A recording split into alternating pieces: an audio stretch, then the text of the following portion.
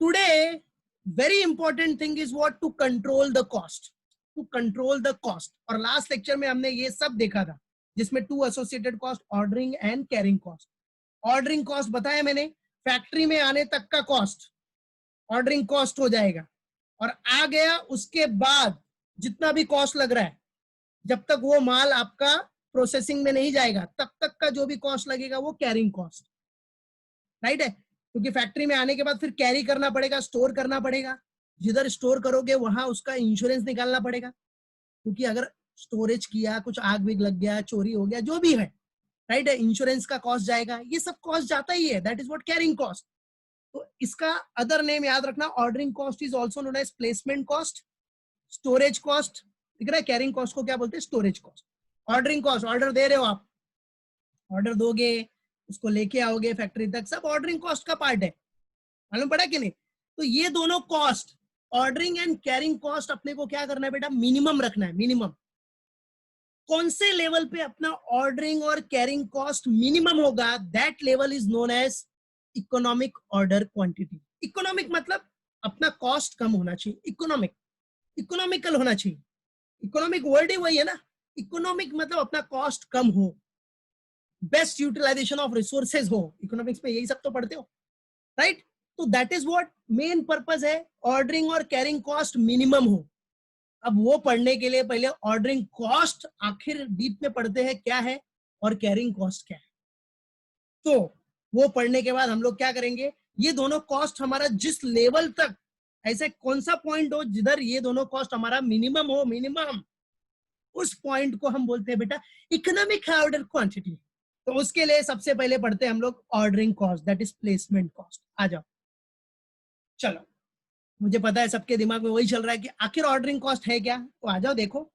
अभी मैंने सिंपल में क्या बताया, ऑर्डरिंग कॉस्ट मतलब कॉल करने से लेकर माल तुम्हारे फैक्ट्री के गेट तक पहुंचने तक, फैक्ट्री में आने तक जितना कॉस्ट होगा सब ऑर्डरिंग कॉस्ट में आ जाएगा, that is what placement cost. क्या बोलते हैं उसको, ऑर्डर प्लेस कर दिया, माल आ गया, अब माल आ गया, गेट पे पहुंच गया, उसके बाद जो भी कॉस्ट चालू हो जाएगा वो सब कैरिंग कॉस्ट हो जाएगा।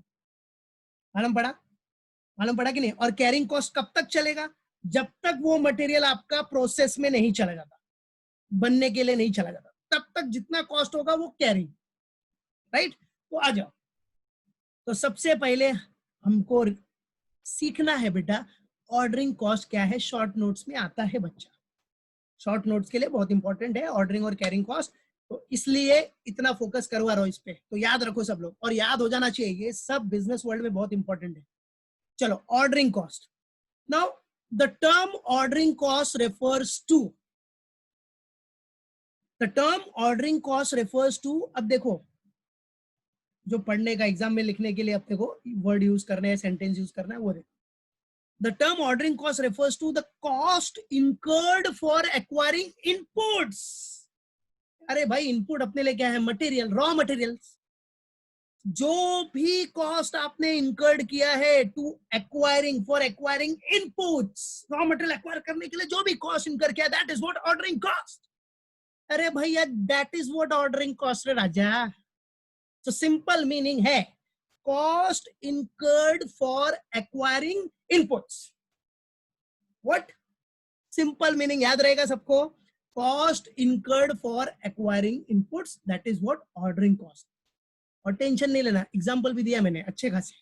चलो, तो देखो क्या एग्जांपल है, जैसे सबसे पहला एग्जांपल दिया है, ऑर्डर प्लेस करो, cost of placing an order, order place करने का कॉस्ट, जिसमें लिखा भी है मैंने, billing cost, postage cost, bank processing cost, mailing cost, जो भी ऑर्डर प्रोसेस करने में ये सब लगता है। ऑर्डर आप प्लेस कर रहे हो, ऑर्डर प्रोसेस में जो भी कॉस्ट जाएगा वो सब आपका ऑर्डरिंग कॉस्ट है। ट्रांसपोर्टेशन, अरे क्या हाथ में उठा के लेके आएगा, नहीं, उसके लिए क्या करना पड़ेगा, we have to arrange for transportation. तो फैक्ट्री तक आने के लिए बोला ना, हाथ में तो उठा के लेके आएगा नहीं, उसके लिए ट्रांसपोर्ट करना पड़ेगा। तो cost of transportation is also known as what, ordering cost. समझा क्या, यस। फिर next, cost of receiving goods, receive करने में जो भी आपका खर्चा गया, फैक्ट्री तक आने का, फैक्ट्री में आने तक का जो भी खर्चा गया, सब एक ही मीनिंग है, और इंस्पेक्टिंग गुड्स, गुड्स को इंस्पेक्शन करवाने का, भाई गुड्स जो हम रिसीव कर रहे आ रहा है उसका इंस्पेक्शन भी करवाना पड़ेगा ना कि भाई हमारे पास मटेरियल जो आ रहा है सब सही है कि नहीं, डिफेक्टिव तो नहीं है। तो ये प्लेसिंग ऑर्डर का ही कॉस्ट है ना। अरे इंस्पेक्शन नहीं कराएगा तब तक तो खरीदेगा ही नहीं आप। जब इंस्पेक्शन कराओगे तभी आप उसको बोलोगे हाँ ठीक है अप्रूव्ड, आजा आजा फैक्ट्री तक आजा आजा। So these all cost are what, ordering cost. याद रखो ये सब प्रैक्टिकल में यूज होने वाला है, समझे। These all will be used in practicals. याद रखना, remember it. So याद रखो बेटा, cost of what is ordering cost? The term ordering cost refers to cost incurred for acquiring inputs, inputs raw material खरीदने तक जो भी cost आपने incurred किया है, that is what ordering cost. Example याद रखना, cost of placing an order, cost of transportation, cost of receiving goods, cost of inspecting goods, etc. मतलब जो भी कॉस्ट इंकर्ड हो रहा है जब खरीदने से लेकर फैक्ट्री तक आ नहीं जाता, आपके बिजनेस ऑर्गेनाइजेशन में आ नहीं जाता, तब तक का जो भी कॉस्ट है सब ऑर्डरिंग। चलो ठीक है, अब इसका मतलब क्या हुआ ये देखो, ये इधर अब जरा कंपैरिजन करो। अब ऑर्डरिंग कॉस्ट का क्या होता है, इनवर्स रिलेशनशिप होता है between order cost and order size and ordering cost. Inverse relationship मतलब क्या, इनवर्स रिलेशनशिप देखो, जितनी ज्यादा बार आप ऑर्डर दोगे, जितना ज्यादा ऑर्डर दोगे, बराबर है, मालूम पड़ा कि नहीं। देखो सिंपल सा फंड है, इनवर्स रिलेशनशिप मतलब क्या, इसके लिए देखो ये पॉइंट दिख रहा है इधर, bigger order quantity means lower ordering cost. अब आप समझो एक एग्जांपल, आप रोज फोन करके बोलोगे, रोज एक एक कॉस्ट करोगे, ये 10 क्वांटिटी लेके आ, कल 10 क्वांटिटी लेके आ। अरे भाई 10 क्वांटिटी लेके आएगा तो कितना कॉस्ट हो जाएगा, ऑर्डरिंग कॉस्ट बढ़ेगा नहीं आपका, बहुत ज्यादा हो जाएगा। इसके लिए एक बेसिक एग्जांपल देता हूं, आपने क्या किया, 100 क्वांटिटी मंगाया, 100 क्वांटिटी, ठीक है, 100 क्वांटिटी के लिए आपने ऑर्डर प्लेस किया, उसका कॉस्ट जा रहा है, वो 100 क्वांटिटी आ गई। 2 दिन के बाद फिर से 100 क्वांटिटी मंगाया, उसका भी ऑर्डरिंग कॉस्ट जा रहा है, कॉस्ट ऑफ ट्रांसपोर्टेशन जा रहा है, वो भी खर्चा गया। तो मतलब आप जितनी ज्यादा बार ऑर्डर दोगे, ऑर्डर इतनी बार ज्यादा बार ऑर्डर दोगे, बार बार लोगे, तो ऑर्डरिंग कॉस्ट तो बढ़ना ही है। आपको क्या करना चाहिए, आपको मालूम पड़ गया ना, ईओक्यू डिसाइड करो, इकोनॉमिक ऑर्डर क्वांटिटी एक बनाओ और उसके हिसाब से सोचना है। आपने देख लिया कि भाई मेरे को इतना चाहिए, देखो क्योंकि क्या होता है, ऑर्डर साइज अगर ज्यादा होगा तो आपका ऑर्डरिंग कॉस्ट कम होगा। ऑर्डर साइज मतलब क्या, आपने क्या किया, एक ही साथ 1000 यूनिट्स मंगाए, क्या किया, एक ही साथ क्या किया, 1000 यूनिट मंगाए, cost of placing an order एक ही बार गया, ऑर्डर प्लेस करने का कॉस्ट एक बार गया ना, ट्रांसपोर्टेशन भी एक बार टेम्पो आ जाएगी, वो भी एक ही बार का कॉस्ट गया, है कि नहीं। अब वो 1000 यूनिट्स को आप 100 यूनिट्स करके मंगाओगे 10 बार, तो कॉस्ट कितना ज्यादा होगा, प्लेसिंग का कॉस्ट, वो टेम्पो वाला जो आएगा उसका भी आने का चार्जेस 10 बार का देना पड़ेगा, इधर तो एक ही बार का देना पड़ रहा है। मतलब आपका ऑर्डर साइज जितना बड़ा होगा उतना ऑर्डरिंग कॉस्ट कम होगा। तो ये देखो इकोनॉमिक्स आ गया, inverse relationship between order size and ordering cost. मतलब आपका ऑर्डर साइज बड़ा है तो ऑर्डरिंग कॉस्ट कम होगा। अब ऑर्डर साइज छोटा है, 100 यूनिट्स मंगा रहे हो आप, बराबर है, तो कॉमन सी बात है 100 यूनिट्स पे आपका ऑर्डरिंग कॉस्ट तो ज्यादा ही होना है कि नहीं। अब वो 100 आज मंगाया, फिर उसके बाद 2 दिन के बाद 100 मंगाया, फिर 4 दिन के बाद 100 मंगाया, तो 1000 करने के लिए 10 टाइम्स आपने किया, तो ऑर्डरिंग कॉस्ट तो उतना बढ़ जाएगा ना आपका, क्योंकि प्लेसिंग करने के लिए ऑर्डर, देखो प्लेसिंग तो करना पड़ेगा हर टाइम, ट्रांसपोर्टेशन हर टाइम करना पड़ेगा, इंस्पेक्शन हर टाइम करवाना पड़ेगा, तो हर टाइम जो बंदा आएगा उसका तो भाई चार्जेस, फीस तो लेगा ही, वो अपना चार्ज लेगा ही, राइट है कि नहीं। तो इसलिए याद रखना कि ऑर्डर साइज, अगर बड़ा ऑर्डर साइज ले रहे हो, एक लॉट में सामान खरीद रहे हो, तो अपने को ऑर्डरिंग कॉस्ट कम गिरता है, सस्ता गिरता है। आपने देखा होगा लाइफ में, एग्जांपल देखा होगा यार, डीलर लोग बोलते हैं ना एक साथ खरीद लो, हम एक साथ खरीद लो, ऑर्डर साइज ज्यादा होगा तो हम आपको इतना बेनिफिट देंगे, बराबर है कि नहीं। तो याद रखो ऑर्डर साइज ज्यादा होगा तो ऑर्डरिंग कॉस्ट कम होता है, बट ऑर्डर साइज कम होगा तो अल्टीमेटली आपका ऑर्डरिंग कॉस्ट बढ़ जाता है कि नहीं। तो ये याद रखने का, इसलिए बोलते हैं अगर आप ऑर्डर क्वांटिटी ज्यादा लोगे, बिगर ऑर्डर क्वांटिटी, बिगर, तो उसकी वजह से आपका ऑर्डरिंग कॉस्ट कम हो जाएगा। ऑर्डरिंग कॉस्ट क्या हो जाएगा, कम हो जाएगा, एंड वाइस वर्सा, मतलब लोअर ऑर्डर क्वांटिटी रहेगा तो कॉमन सी बात है आपका ऑर्डरिंग कॉस्ट बढ़ना है। सिंपल सा फंडा। तो याद रखना, order size and ordering cost में कौन सा रिलेशन होता है? Inverse relation. जितना ज्यादा लॉट खरीदोगे अल्टीमेटली आपका ऑर्डरिंग कॉस्ट कम हो जाएगा, क्योंकि एक ही बार में सब आ गया ना। ट्रांसपोर्टेशन कॉस्ट भी एक ही बार का देना पड़ा, प्लेसिंग ऑर्डर करने का भी कॉस्ट एक ही बार का देना पड़ा, इंस्पेक्शन का कॉस्ट भी एक ही बार देना पड़ा, 10 बार देने की जरूरत नहीं है ना।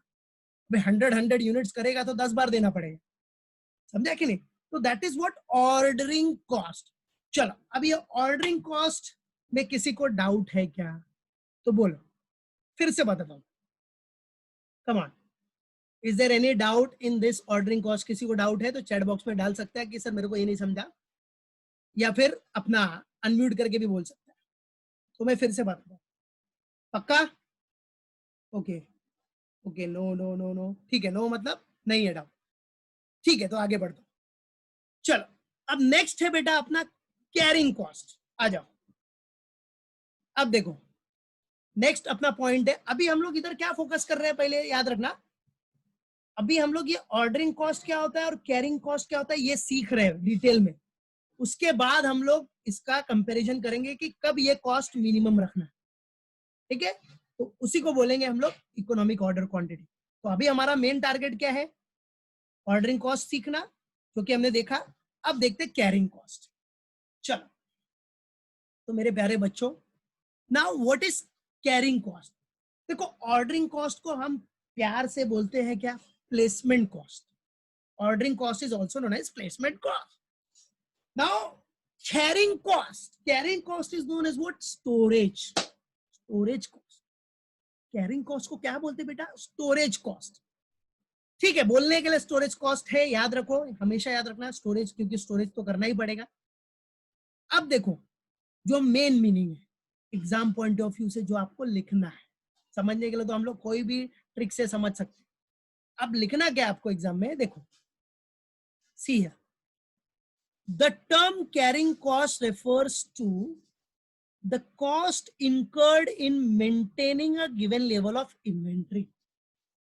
अब चलो फैक्ट्री में आ गया, फैक्ट्री तक आ गया रॉ मटेरियल। अब उसके बाद वो रॉ मटेरियल को संभालना, उसको स्टोर करना, उसको मेंटेन करना। कब तक मेंटेन करना पड़ेगा?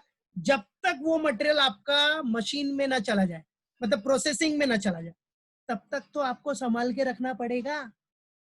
तब तक तो आपको मेंटेन रखना पड़ेगा।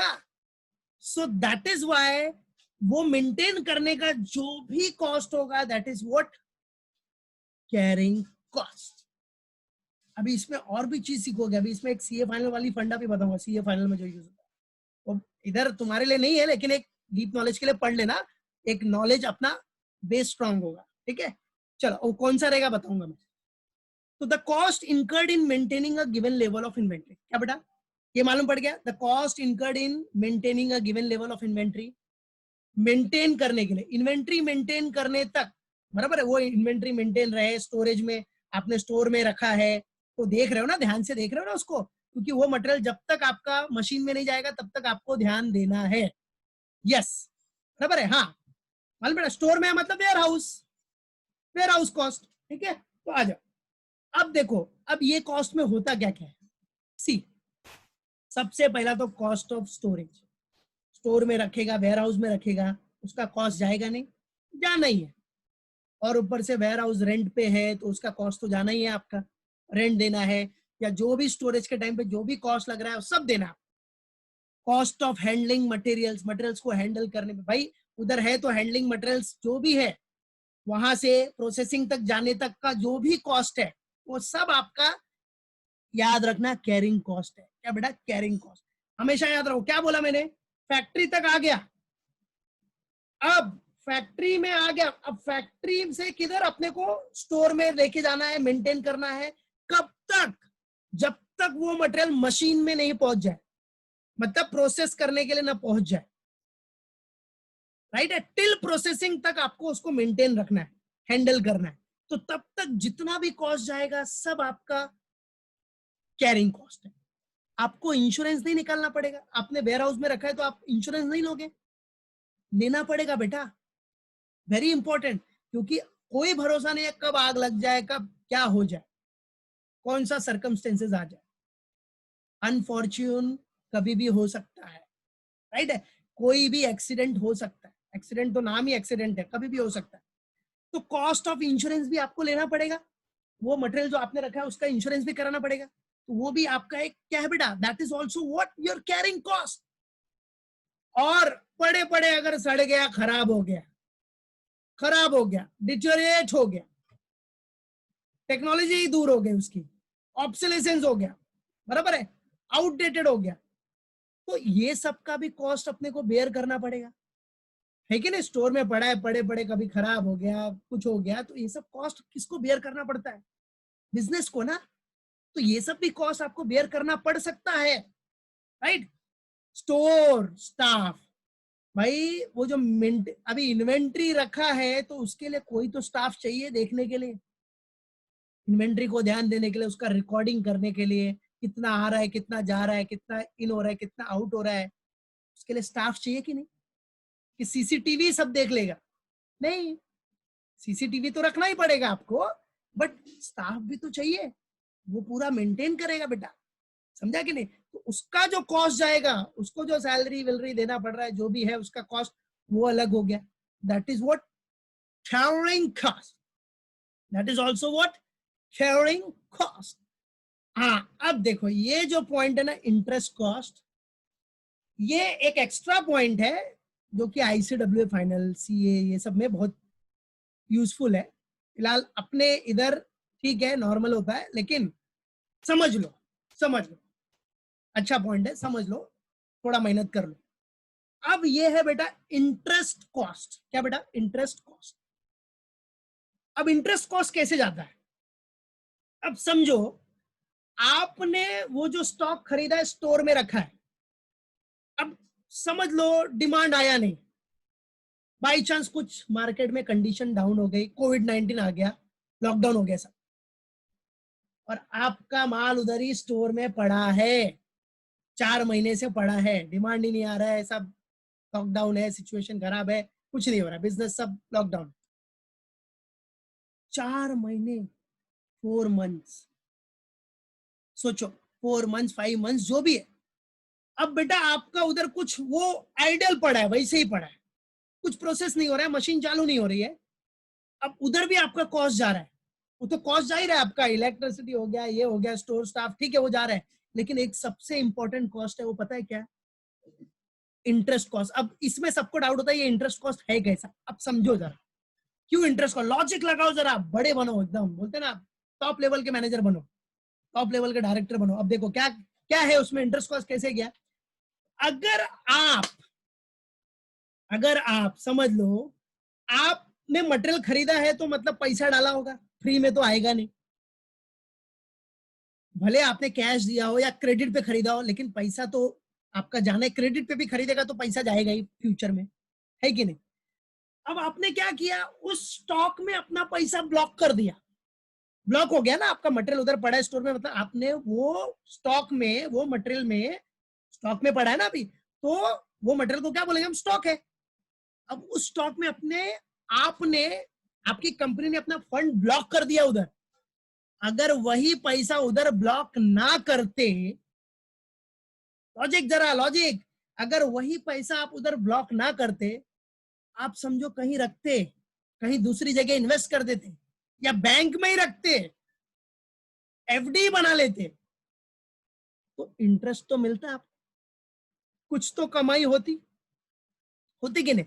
अरे यार कहीं इन्वेस्ट कर देते तो ठीक है, अच्छा खासा रिटर्न मिलता, नहीं इन्वेस्ट करते, आप एफडी रख देते, एफडी 5% तो मिलता है यार, है कि नहीं।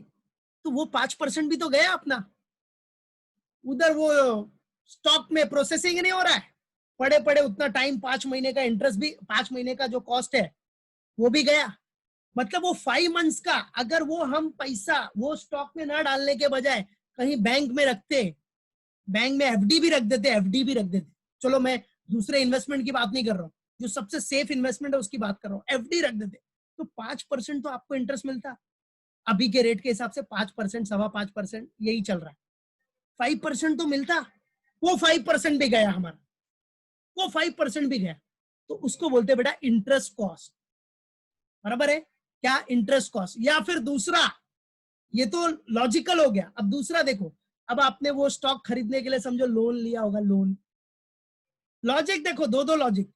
अब वो आपने स्टॉक खरीदने के लिए क्या लिया रहेगा, लोन, ठीक है बेटा, लोन लिया रहेगा तो 5 महीने का इंटरेस्ट भी तो जा रहा है।